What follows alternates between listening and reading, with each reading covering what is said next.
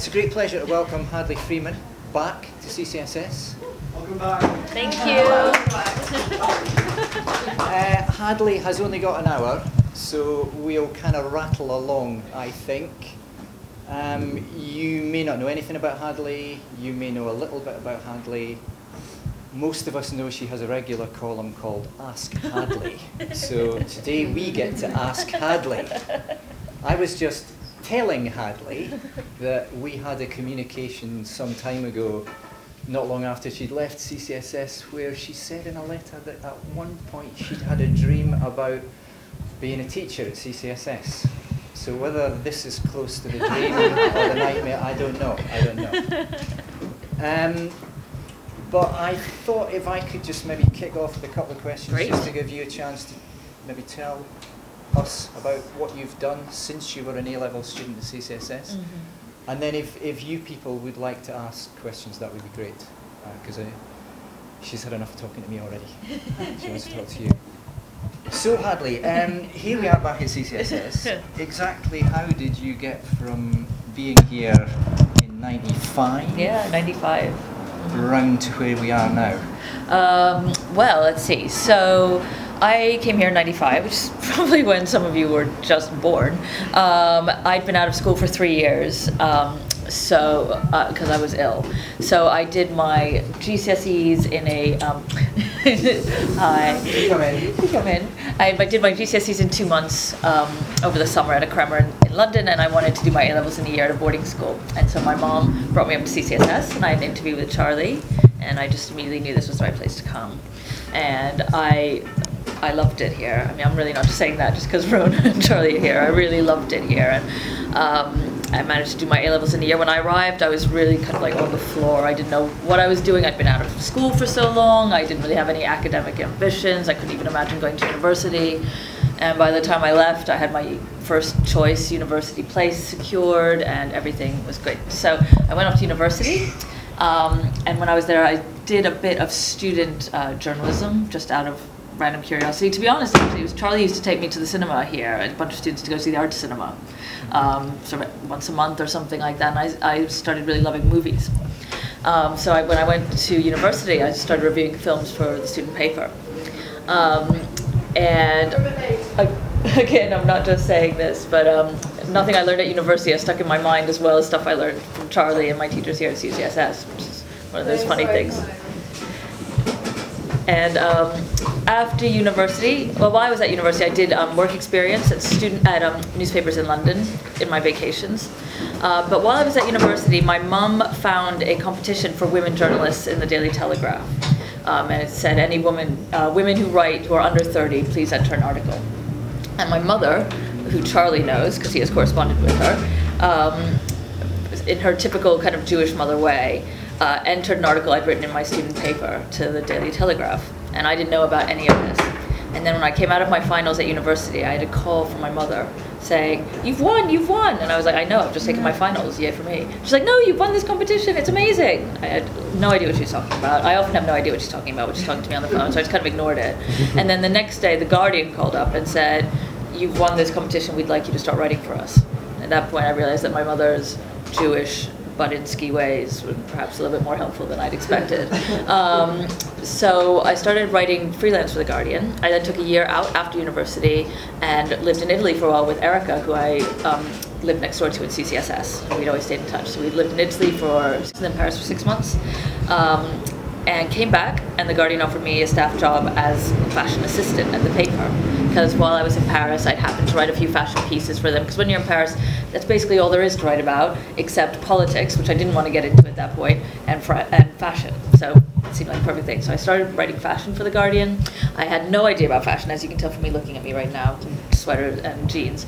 But I really enjoyed it. And The Guardian, The Guardian was an incredibly kind place. In a lot of ways, it's like CCSS in that you go there and it didn't try to fit you into a box. Like if I'd worked at the Times, I would have always been known as the fashion girl, and they wouldn't have let me do anything else. Same with the Telegraph, and I would have never gone to the Mail. So those were or the Independent. I would have always just been the fashion person. And just like at CCSS, I arrived, you know, I'd been in hospital for 3 years. I was not, in a happy state, and yet my teachers here really encouraged me to go for it, to apply to Oxford, to do this, do that, and everything worked out. And it was a similar thing at The Guardian. So now at The Guardian, I left the fashion desk after about 7 years. And I'm now a columnist and a features writer, and now I feel like I'm just talking about myself so much, I feel kind of embarrassed. And I've written some books, and I've got another book deadline in 4 weeks, but I'm taking the day out to come to CCSS because I really owe it everything. That's it, really. I mean, that's probably the rough bones of how I am where I am now, I guess. So I'd like to open it up to you guys, because I'm assuming some of you would like to be writers or interested in journalism, or just interested in what to do after CCSS. Because God knows when I was here, I had absolutely no future plans. I mean, I could barely imagine getting through my A-levels, let alone what I was going to be doing when I was 36 years old. So I thought first I'd open up to you guys. If there was anything in particular you wanted to ask me, or if there was anything you wanted me to talk about, please don't be shy. How was life at Oxford? Did you enjoy it? I did enjoy it. I didn't enjoy it as much as I enjoyed my time here, is the truth. I went to a college that was not one of the more traditional colleges. It was a former all-women's college, which is what I wanted. I didn't go to Balliol or all those places where David Cameron and George Osborne go and stuff. So I had a slightly different Oxford experience. I was slightly out of town in a more modern-looking college. But it is, it's a very high-pressured place, I would say. And if you're the kind of young woman, as I was then, who gets quite obsessive and panicky and anxious about work, it will definitely exacerbate all those things. But I also had an amazing time. I made all my best friends there. All my friends who I made there, I'm still best friends with. Obviously, there weren't other people I knew there. I'm American. I'm in school for a while. There was no one else from my year at CCSS, I don't think, who'd gone to Oxford. So I went there knowing nobody. And also, as you can see, I'm American, so I'm not like the typical Oxford student. Like, I don't have people I went to Eton with. My dad didn't go to Oxford. I didn't have any of those kinds of connections. But actually, it was completely fine. The student paper was brilliant. I had so much fun there. I ended up editing it in my final year. A lot of my friends who I worked with on the paper all now work at different papers in London as well, and we all still meet up, and it's really lovely. There is a side of Oxford that's completely obnoxious and ridiculous and David Cameronified and all that kind of stuff, and you can just totally stay away from it. And when those photos came out of David Cameron at the Bullingdon Club or whatever it's called, I mean, I was there for 3 years, I'd never even heard of this club. So I mean, there is that side of Oxford there, but you don't have to take part in it. You don't need to be worried that everyone's going to be like that, because they're really not. But I would just say prepare yourself for the work, because my first year it kind of blew my mind how much you were supposed to work. But, on the other hand, it was a great experience. It helped me get my job. What can I say? Yeah. What was it like entering the working world? Well, it was a lot like school, to be honest, because I'd been out for a year, dossing about in Italy and France. And suddenly I came back and I had to go to the office every day and be there by 9:30 and work till 5:30. So in some ways it felt a lot like going back to school. I had to hand in an essay at the end of every day, also known as an article. I had bosses who I had to respect. I had to dress appropriately. Obviously, after a few years, that all kind of went to hell, and I ended up just dressing how I normally dress. And the office is incredibly kind and tolerant with me, and they let me work from home most days anyway. They don't really care if you come in or not, as long as you're online. Also, I have a very important responsibility. I have a small dog who needs constant attention, so I have to work from home for his sake. So it's kind of like a pastoral issue. But it was great. I couldn't believe it when they'd send me on trips. I think my first 3 months at The Guardian, I'd been there 3 months, and the book's editor asked me to go to New York to interview Paul Auster. And because I'm a New Yorker, obviously I completely revere Paul Auster. At university I read the New York trilogy like 17 times, and I couldn't believe that I was getting on a plane that I didn't pay for, staying in a hotel that I wouldn't have to pay for, and getting to meet this author who I'd read since I was like 14 years old. To me, it just seemed like a fantasy.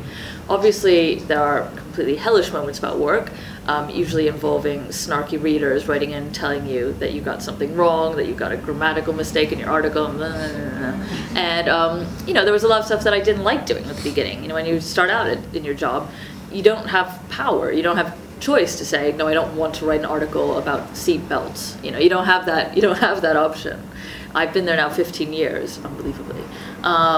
So I can pick and choose a bit more, but I went through 8 years of just writing total nonsense as far as I was concerned about issues that I wasn't interested in. But I often got interested in them along the way. I mean, I had no interest in fashion when I started. And then I realized actually it was quite fun. It was something that it was quite a fun subject to write about. I had no interest in staying in it forever.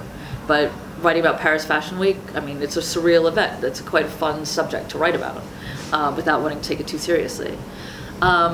So, you know, I would say, to be honest, working in an office, going to school is the perfect preparation for working in an office.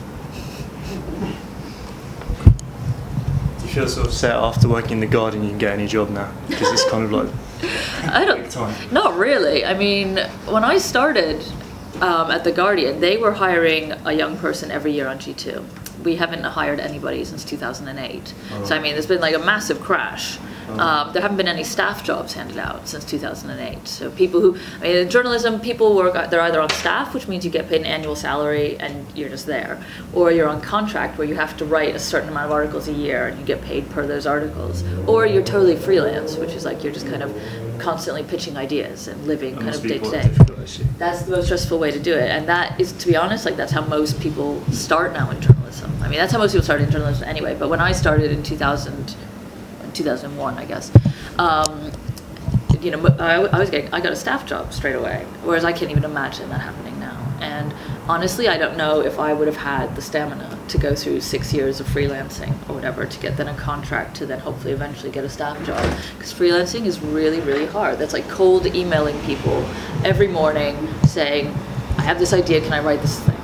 And that's like really hard. That's putting yourself out there every day. That's like asking for a date like 10 times a day, every single day. And sometimes you get ignored, sometimes you get shut down, and once in a while you get a yes. So,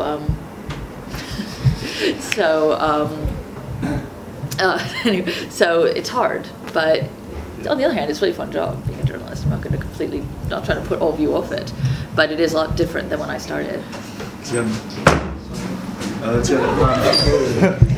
People coming in every angle.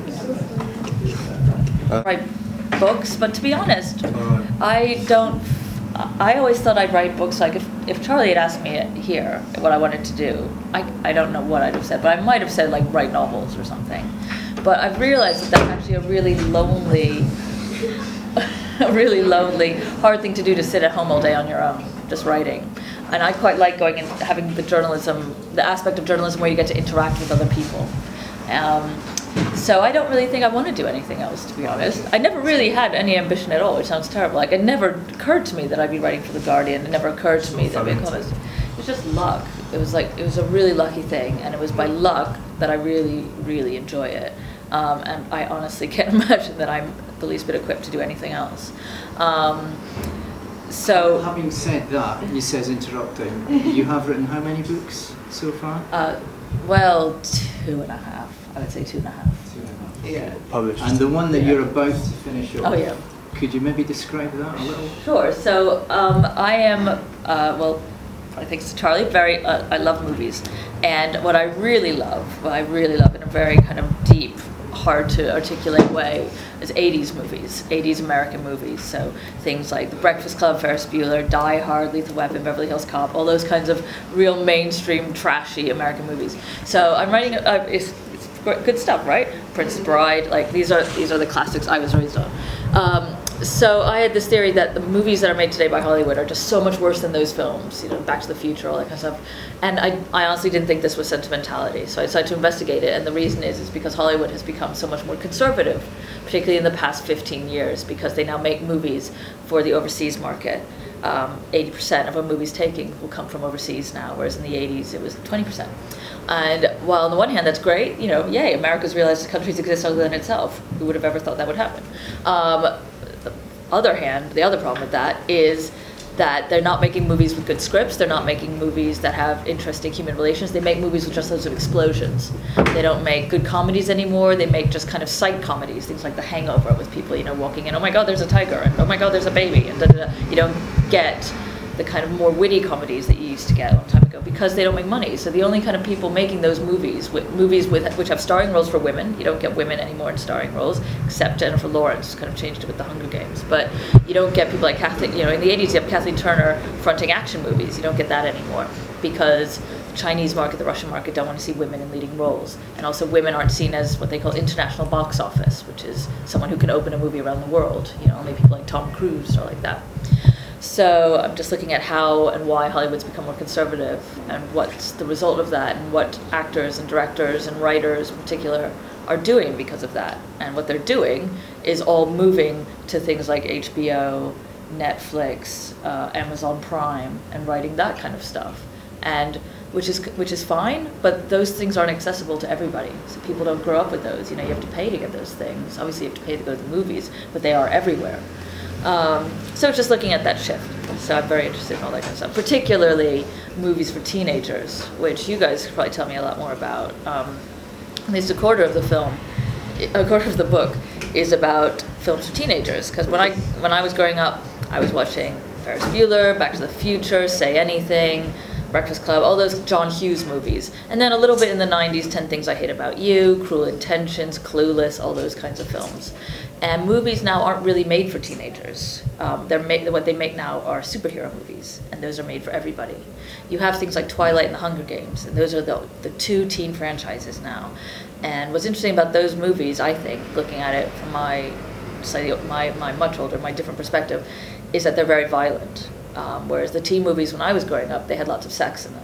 You know, and they'd have abortions in them. You know, Dirty Dancing is all about an abortion. Fast Times at Ridgemont High and Fame are all about abortion. Say Anything, sex in it. You know, all those movies. You don't get sex anymore in teen films. What you get is violence. And when I talked to the MPAA in America, who make the ratings for films, what they said is that American parents don't want sex in movies. They don't want their kids seeing sex. But they're fine with violence because kids are able to differentiate between CGI violence and actual violence.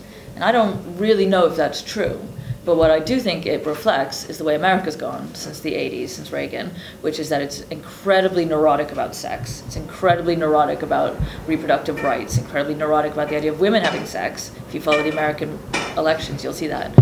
And completely, insanely relaxed about gun control. Even though kids are shooting each other up all the time, you know, even though there's like 8 fatalities from guns every day in America. Like 8, that's crazy. We all hear stories about kids with guns going into schools. And yet America won't do anything to change that. But what they are doing is closing down the abortion clinics. So to me, that's a reflection of how America's gone. So that's one of the things I wanted to look at in particular. That was a very long answer. Are you feeling better now? Oh. Thank you. Yes, I was, it's not like a big secret, I was very anorexic as a teenager. And so I went into hospital first when I was 14, and then I came out when I was 17, and then I came to CCSS. So I was definitely not, you know, in a great physical state here, but I was okay. Like I wasn't losing weight here, which was a miracle. And then I went to university, and amazingly I didn't lose weight. But it's I mean, I'm sure most of you have, you know, read about eating disorders or know someone with an eating disorder. It's much more widely recognized now than maybe it was even when I was ill. It's something that takes an incredibly long time to get over. Like I would say, I didn't really get over it until like I was 30. I would say it really like leaves a deep imprint. And if you know anyone who's suffering, or if you think you have problems, my only advice would be to like get help as early as possible, because the longer it goes on, the deeper it sets root. It's kind of almost like obviously I would never compare the two, because obviously one is much more serious than the other, but it's like kind of cancer. You know, the longer the tumor is in you, the kind of more it grows, the more difficult it is to deal with. So it's a mental and a physical problem. But anyway, I'm much better. And certainly coming to CCSS, I mean, that changed a lot, because it gave me something to look forward to. My teachers here were so encouraging that I go to university, that I would have a future to live for. And I knew that if I lost any weight, I would lose that, and then I'd be really screwed. So that was definitely something. Do you ever think that you'll ever teach at CCSS? I'd love to. I mean, I honestly, I swear I'm not just saying this because they're here, but I've never had better teaching than I've had here. I mean, I went to a public school in London, which I hated, and didn't remember anything from there. And then I went to Oxford, and I honestly can't remember anything from there either. But I was telling Charlie over lunch, like I could still recite the poems we had to learn for A-levels. I was telling Sylvia I can still remember all my French conjugations I learned here for A-levels. I still, like when I go to the National Gallery in London, my mother says I should be a tour guide because I can still remember my history of art course and just go around and going Duccio, Giotto, Raphael, da da da. So I don't think I'd be good enough to to be honest, to be teaching here. As you can see, I'm quite rambling anyway, so like I don't think I'd be a very good teacher. And like, you know, I know, you guys know, CCS students were not so straightforward, you know, not always the easiest of students to teach necessarily, and I don't know if I'd be so good at that. I don't think I'd be any good at teaching myself, let alone anyone who was like me. Are you worried or excited about the future of journalism? I mean, with the sort of increase in online journalism, some would say that there's a sort of deterioration in the standard that newspapers have as well. Yeah, definitely. I mean, you know, one comparison, I mean, you look at The Guardian, okay, so, you know, when I started, we barely had a website, and everybody read the paper, and it was 400,000 copies a day. Now it's something like 120,000 copies a day. And the real problem for that, for me, is that we don't charge for online. So it's not making any money. We're losing £50 million a year. That's quite scary. And people won't pay for online news in this country because they've got the BBC. So newspapers in this country are kind of screwed. So I worry about it in that sense, that newspapers are going. I also worry about, because when I read things online, I just read things I know I'm interested in. I don't broaden my horizons. Whereas when I have the paper in front of me, like, I'm forced to look at the financial pages in order to get through to the editorials. Like, I'm forced to see that something is happening with, I don't know, JD Sports. And then I'll go, oh, right, that's kind of interesting. I should know about that. Same with foreign coverage. Like, I'm ashamed to say, like, I don't seek out necessarily coverage of countries I don't think about that often on the web. Whereas in the paper, I'll go like, oh, look, something's happening in Puerto Rico. I should possibly read that. On the Guardian website, foreign news gets the lowest number of hits of any of our sections. So I do think there's a kind of online news both widens people's knowledge and narrows it, in a sense. You know a lot more about the things you're interested in and nothing about the things you aren't. And in terms of the way it's dumbed down to get hits, definitely. I mean, look at the Guardian website. You know, they'll put, you know, some stupid little story about Emma, what's her name, who played Hermione in Harry, thank you, Watson. Like a little story about Emma Thompson right in the center. And it'll be like just that long. It'll just be like a press association piece, but it'll get hit, so they'll stick it on. And, you know, endless things about, I mean, we don't do it so much on The Guardian, I hope, but, you know, things about diet, celebrities, blah, blah, blah, blah, blah. Instead of the stuff that The Guardian's kind of known for, which is campaigning journalism and investigative journalism and foreign coverage and blah, blah, blah. So yes, definitely. And also, it worries me the way people think things should all be for free, not just readers, but in some ways editors. You know, editors now looking for readers to write copy for them, you know, all that kind of citizen journalism stuff. And it's not like I'm saying you should be trained properly to be a journalist, because God knows I wasn't trained properly to be a journalist. But what it does mean is this idea that things can just be done for free, because I don't think that's really a sustainable business model. But in terms of getting jobs in journalism, it's not really a problem, to be honest. I mean, I said earlier that it's harder in the sense that you have to freelance, but things, because there's so many more online sites now, things like BuzzFeed, stuff like that, there's so many more jobs. Like, there's so many jobs out there, it's crazy. And these kinds of companies are looking for kids like you. They're looking for young, tech-aware, interested in pop culture, interested in what's going on in the world kids, not like old fuddy-duddy, you know, sticks in the mud, who newspapers kind of used to rely on to write all the big stuff. They want the young, hip gunslingers, as they say. So if you guys want to get into journalism, it's a kind of weird time, but it's also a great time.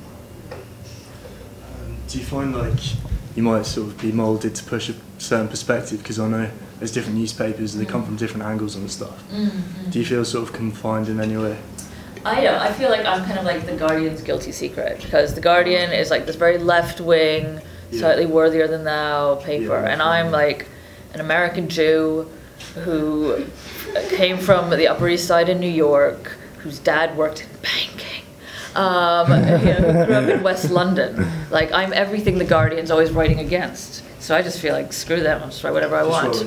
I mean, it does get me in trouble sometimes. There have been a couple of articles in our paper by staff writers who I like and I'm friends with about Israel as this illegal state and all that kind of stuff. And, like, obviously, the way Netanyahu behaves and the Likud party, I'm so not pro-Likud. I felt into anti-Semitism in some of the coverage. And what did you say?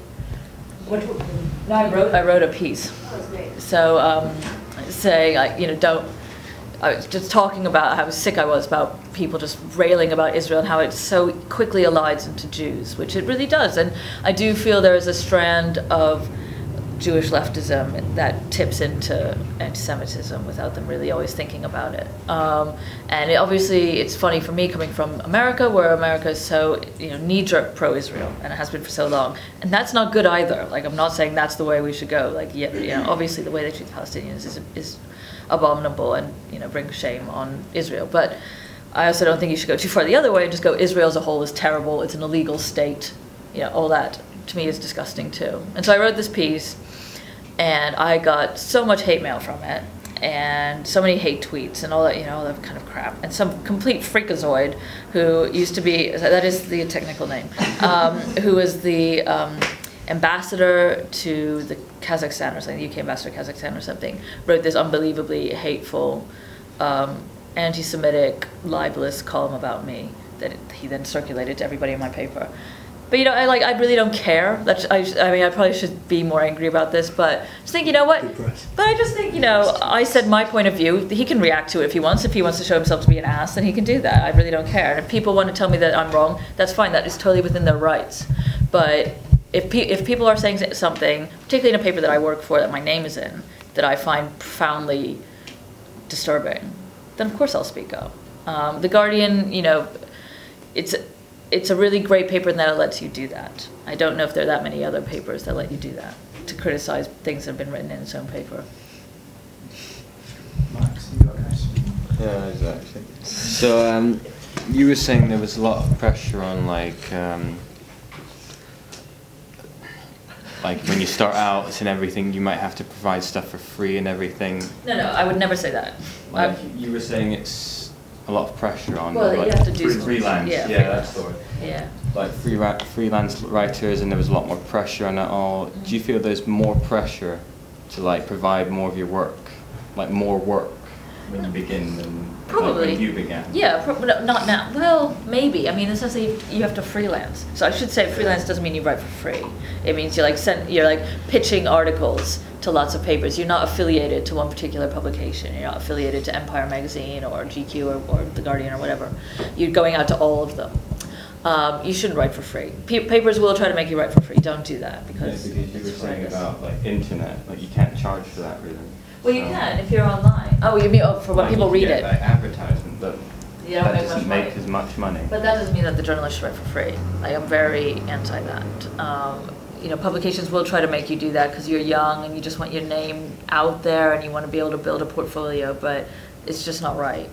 And you can stand up for it. I mean, it's up to you guys, but don't think that that's what you should be doing. Don't think that's the given, because it really isn't.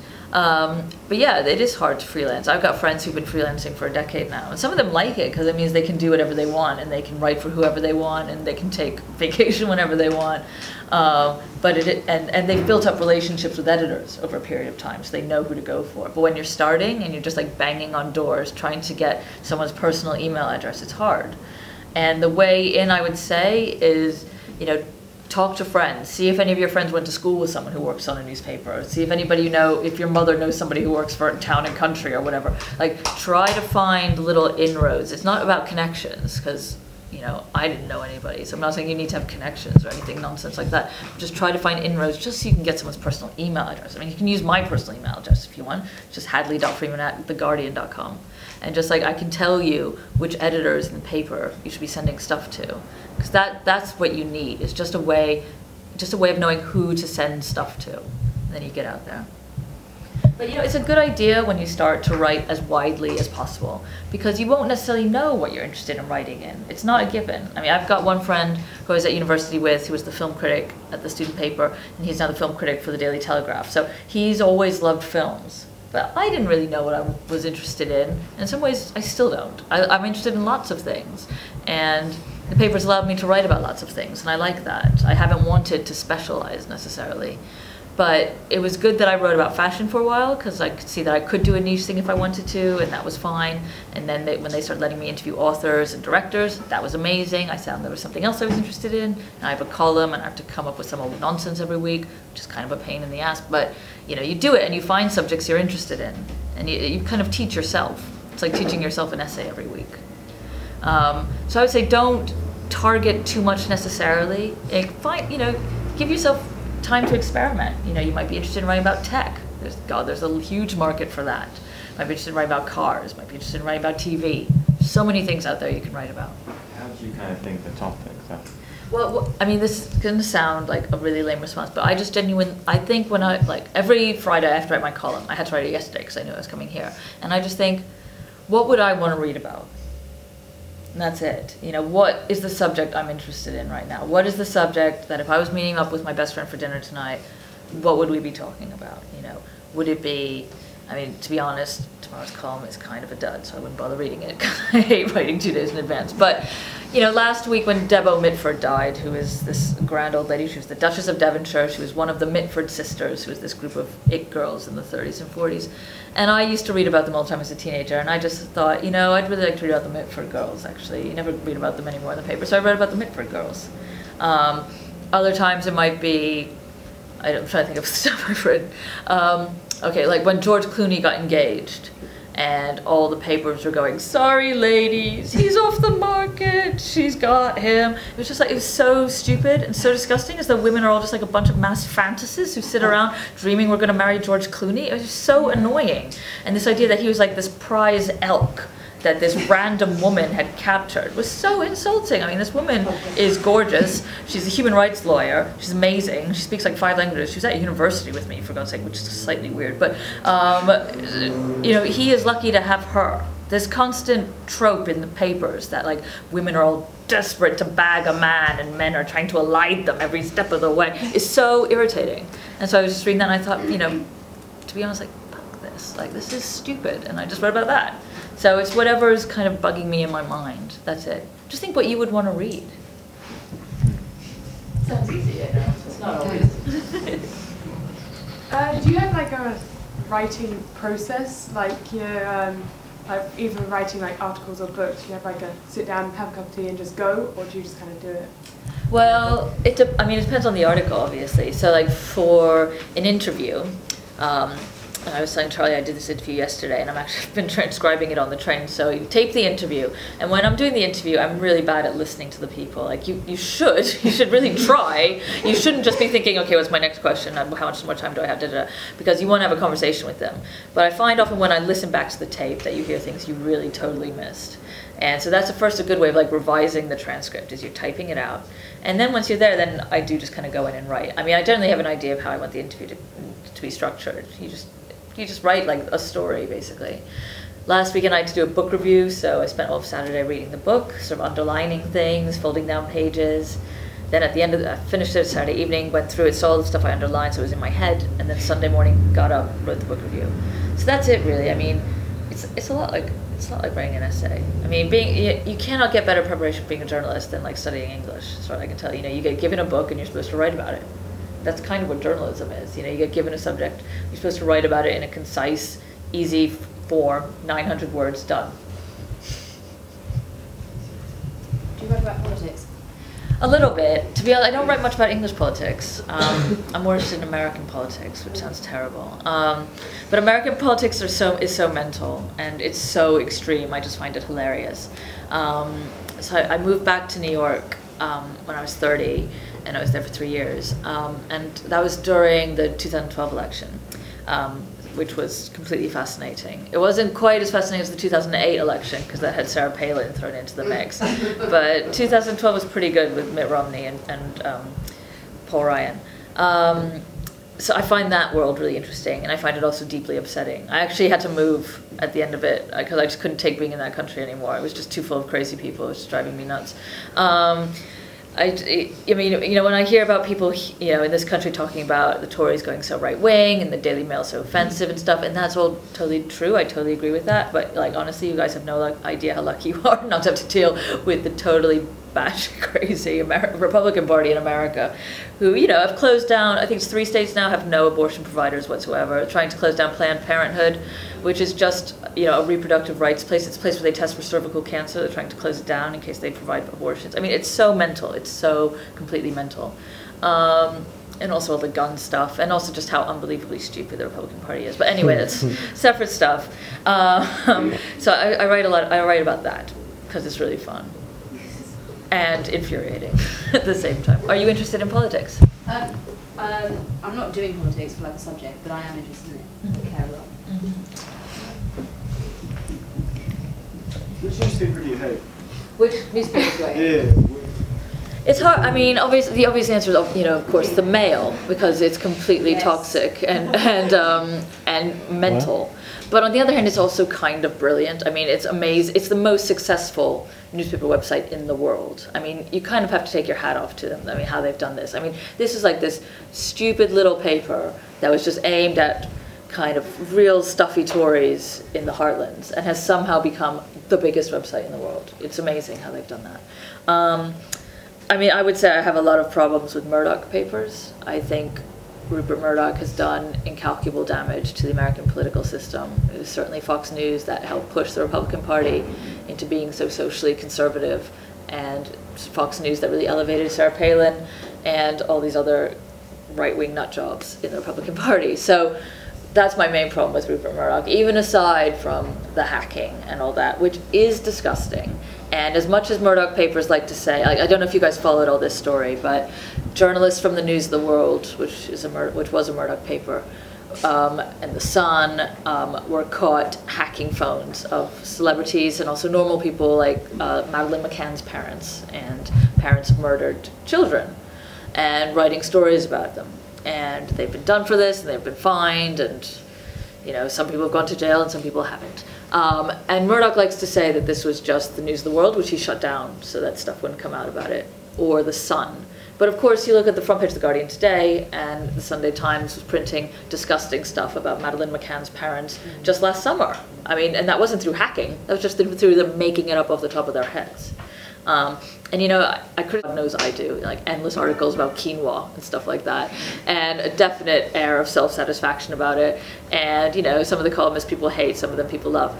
But I do, you know, the Guardian doesn't, in my long experience, it doesn't treat people like just dirt that they can step on to get a front page story.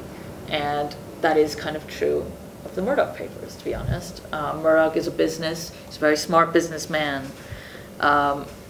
But he's incredibly partisan, he's incredibly, weirdly politically influential, and not a force for good, I would say. I don't know if you've read about the Conservative MP who recently resigned over pictures he sent to a journalist.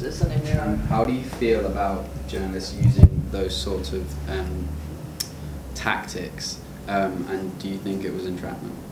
I mean, I can't say if it was entrapment because of a legal issue, but I would say that's a very weird story anyway. I don't really see what's interesting about getting an MP to think that you're a sexy woman on Twitter and getting him to send you naked photos of himself. I also really didn't understand why he had to resign. People were saying, well, he was on this kind of women's group. He was about helping women. You can't have this guy on this group if he's, you know, sending naked photos. But sending naked photos isn't assaulting someone. I mean, we have no idea what the conversation was. You know, this journalist might have sent a fake naked photo of a woman. Yeah, she did. Exactly, and you know, asked for it. So, on the surface, it seems like a pretty bad story and a pretty lame story and a completely uninteresting story. It's not something I'd ever be interested in. But actually, your question reminds me of stuff I was talking about with Charlie and Rona over lunch, which is Twitter and the internet. I don't know if you guys are interested in this subject. Please say if this is totally boring to you. But we did it yesterday in film. What did you talk about? We read one of your articles. All right. Film studies. Because obviously when I was here, this can make me sound like old father time, but when I was here there wasn't an internet, whereas you guys are the generation that have grown up completely plugged in. And it's something I would say that people my age and more commonly older are slightly struggling to get to grips with, as proven by that MP sending naked photos, as proven by my former boss who hired me actually, who then went off to Newsnight, who then sent a tweet calling some MP boring snoring or something on Twitter, not understanding that people can read what he says on Twitter. I would say that is a big change that's happened since I've been working, is that readers can get in touch with me right away, that readers leave comments underneath articles, that readers can tweet me right away and tell me that they saw me on the news and that I look like an ugly moose or something. But this is something that, you know, it happens to all journalists. I would say it definitely happens to women journalists more. For some reason, women journalists attract so much more attention online about their looks, about their personalities, or whatever, than my male colleagues do. I remember once I went on Newsnight Review, and I was on with like 3 men. I think it was 2 men, and me and Kirsty Warwick, and 2 guys. And afterwards, you know, I got off, I turned on Twitter, and all my friends going, oh my God, you're on TV. And then like all these comments just about my dress, my legs, my hair, my this, my that, my that. And nothing to these men, nothing. It was all about whatever Kirsty and I were wearing. And that's something that takes getting used to. At first, it felt like a real slap in the face. Like I think people kind of, when they're online, they don't realize they're talking to people. They kind of think it's a computer game, and there's like scoring points or something. Or they think, oh, well, you're a journalist, you know, you have, use their favorite phrase, you have a platform. You should be able to take this. You think, okay, well, I don't really have a platform, like sitting at my desk at home in my pajamas, so I don't know what platform you're imagining I'm on. I'm not exactly on the Trafalgar Square plinth here. But also, I also am a human being. It's not like I get paid billions of pounds and the tax on that is I have to deal with you telling me I'm a fat cow. Like that's not really how it works. Like I have a normal working job, and these people, it's as though you have a job. This is what it feels like to me. It's just, so I'm at my job, and these people come into my office and spray paint all over my desk, going, you're an idiot, you're ugly, you're stupid. And at first you can take it really personally, and after a while I just really don't care. People leave comments underneath the articles. I don't know if you guys look at the Guardian website, but the Guardian commenters are particularly vociferous, and they will scream at you. I'm one of the few journalists who goes in and responds to them. Other journalists are a bit like, We saw one of your responses.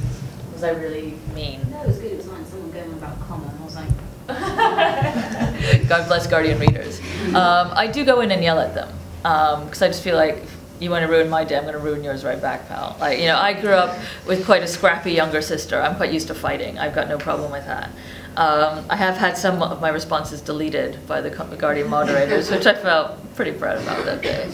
Good day's work there. So I will fight back with them. I'm not scared of them. They're just online. They're not going to like punch through the screen at me. You know, they're just saddos sitting at home in their basement, in their bathrobes. You know, I hate you, you're ugly. Not knowing the difference between your and your, and there and there. It's always classic. So I will fight back with them. But if you're a woman going into journalism or going into blogging, going into TV, just prepare yourself. I mean, people for some reason feel that they have the God-given right to comment on your physical appearance, to comment on your voice, to comment on your personality in a way they, honestly, they never do with men. They never do with men. It's kind of amazing looking at the differences in the comments that an article I write will get and one Jonathan Friedland will get. We write on the same days. I will have endless comments telling me how I look in my byline photo. He has none of that. So, you know, as far ahead as feminism has gotten us, et cetera, there's still an extraordinary amount of sexism towards women in the public eye. Do you think that more men need to come out and say, like, this is wrong, this is misogynistic? I mean, recently a CBS presenter, before one of Ray Rice's TX team now played, he gave a speech, and it went viral, and it was quite hard-hitting. And I think a lot of men responded to it, and I feel as though men, these kind of men that behave in this way, would be more responsive to male figures. And how do you think we can get more men to speak out about this? I just say just do it. I mean, you're the generation to do it. Why not? Just write about it. I feel like, you know, when I write about this stuff, I'm preaching to the choir. You know, these guys aren't going to be reading me in The Guardian anyway. Why the hell would they read someone called Hadley Freeman in The Guardian? Like, it just could not be more annoyingly liberal sounding if I tried. They would take it more from men in the public eye to say these things. And you know, it's weird, like in my experience, like I have to interview actors and actresses and stuff like that for the magazine a lot of times. Actresses still, there's quite a few who refuse to say that they're feminists because they feel that alienates audiences. But men will say it. They know that there isn't a threat of alienating people by saying, of course I believe women should have equal rights, that they are human beings, that they are not a subspecies. I mean, these are not exactly maverick things. I mean, it upsets me so much when, you know, when an actress says that I wouldn't describe myself as a feminist, but it's just like, you know, what do you think? Do you think like African Americans would say, oh no, I wouldn't describe myself as pro the civil rights movement? Like, it's just so completely ridiculous. Like, of course you're a feminist if you're a woman, unless you actively believe you are inferior to men and that you shouldn't have the same opportunities as men, that you shouldn't be allowed to vote, that you shouldn't be able to take out a bank account, that you shouldn't be able to get the birth control pill if you want. I mean, these are all things that feminism did for women. And if a woman goes, I don't think I'm a feminist, it's like, okay, well then you can give your vote back because I can think of 1,000 people who could use it better than you. So for men, I just feel like, you know, you start writing about it. Why not? You know, I don't think it's exactly a daring thing to say, you know what, a man should not pummel his fiancée until she's unconscious and drag her out of an elevator and leave her in a hotel lobby. Like, I don't think that's a massively controversial statement to make. And yet, this one newscaster says it. Journalists out there, you know, quite a few I can think of at the paper who definitely do that. And you know, it's a good thing, it's a good career move because editors do look at how many hits your piece gets, you know, how many comments your piece gets. I can't even remember what this woman's name was, but there was this woman on the Daily Mail about 2 or 3 years ago, when I still lived in New York, who wrote some piece saying, women are all mean to me because I'm so beautiful. Oh, yeah. What was her name? I can't even remember anymore. And it just went so crazy because everybody was looking at it going, ha ha, you're not so beautiful, ha ha, you're a cow. You know, Katie Hopkins, like every single opinion of hers seems sort of constructed for attention. Yeah, completely, and she's made a whole career out of it. Yeah, so I mean, you really can do that if you want. The question is whether you want to. Do you want to be Katie Hopkins going around fat people are stupid? Basically, yeah. Basically being a jerk, a professional jerk.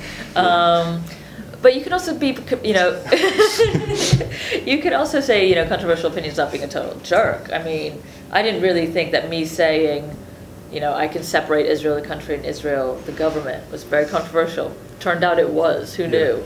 I wouldn't have thought that a newscaster saying, you know what, men should not beat their fiancés unconscious would be controversial. Turned out it was. So you don't have to go full Katie Hopkins style to get attention. Well, like Russell Brand, I like him as well. Do you like him? Yeah, I've watched his podcast. He just sort of, he's quite articulate. He just forms his own argument and tackles everybody, like people. Yeah. I mean, he does kind of sound like he swallowed a dictionary some of the time for no obvious reason. But he's an amazing. That sounds really mean, actually, but he's an amazing self-promoter. I mean, he's incredible at that. And you know, news organizations would love more journalists to do that. They're always trying to get me. Doesn't he write for your company? He does. He used to write sports columns for us. He occasionally writes features for us. Yeah. But they're always wanting us to do more video. Have you met him? Podcasts. I have met him. Yeah, that's going to be my next question. Like, what celebrities do you know and stuff? What, like the best ones or the worst ones? Well, maybe just the most interesting night out with someone. Well, sadly, that's a good question. You know, journalism isn't quite how it was like in the 70s where you'd get these music journalists who go on tour with groups, like in Almost Famous, or Cameron Crowe's story about when he was touring. I mean, you don't get that access anymore. Most often now it's like an hour in an antiseptic hotel room, which is, you know, you don't really get to learn very much about that person that way. Yeah. But you can definitely get impressions of people. I mean, there's some who've been incredibly nice. I'm trying to think of like the nicest ones. Tim Burton was amazing. Yeah. He was great. He's quite lucky, isn't he? Yeah, he was lovely. And let's see, I had to go to LA to interview Jason Bateman last week. If you guys like Arrested Development, he's this American sitcom actor. He's very funny anyway. He's on Arrested Development. You know, the ones who are always the maddest are actresses. They're always completely barking. And Robert Downey Jr. He was right. Tell us about Robert Downey. That was my worst interview experience, I'm sorry to say.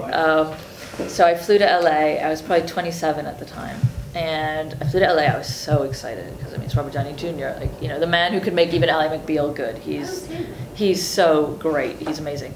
And it was for Kiss Kiss Bang Bang, I think, which is a really good film that he did then. And I arrived in this room, and I was sitting there. I was so keen with my little dictaphone and my notebook, my little questions, and he just walked in, looked at me, and walked out. And he was supposed to, like, for 15 minutes, and I just kind of sat there. And then eventually he came back in after having told his agent or something. And I just went, well, I didn't know they were going to send the work experience girl. And I just said, so we sit down and start trying to talk.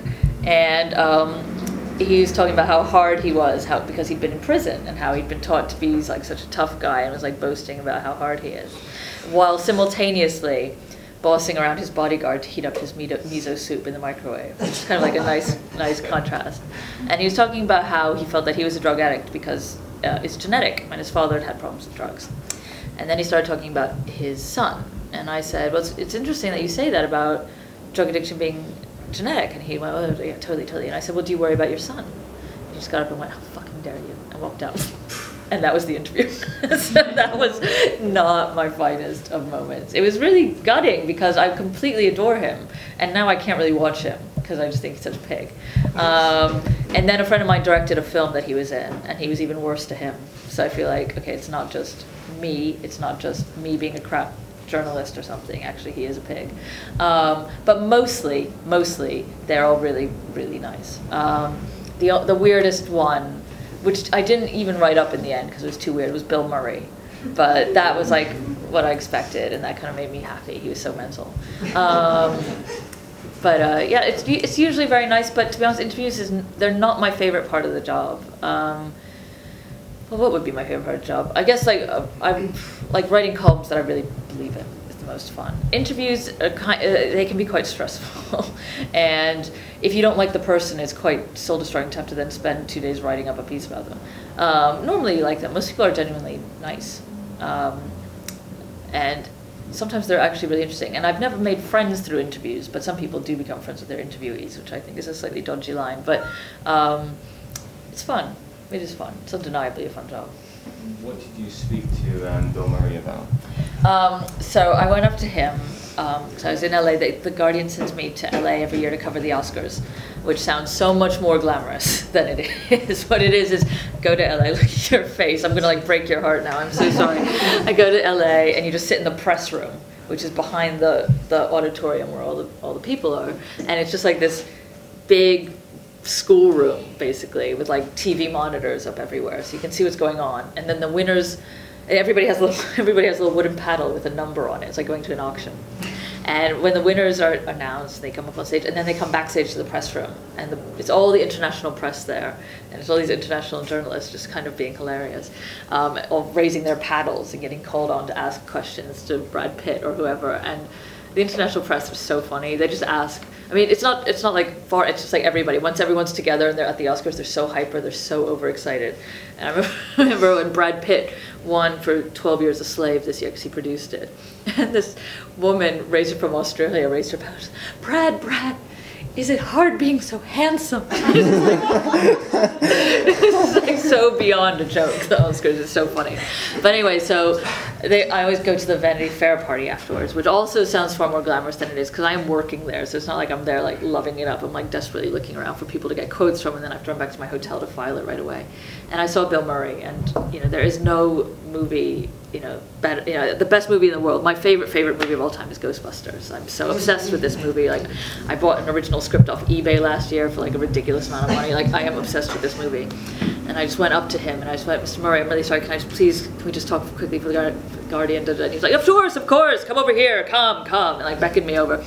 And I was like, and I like started to answer, and then he suddenly went, wait, and he like raised his hands up like he was gonna fly, and he just hugged me like this, and he gave me this massive hug, and he's going, there, you look so ill, you need a massive hug, come here, there, you're so ill, and they let me go, and I was like, okay, really sorry, Mr. Murray, please can I ask some questions? He's like, no, you're still talking nonsense, get this woman a cold compress, and he got me like a glass of champagne, and he's like, there, you look so much better now.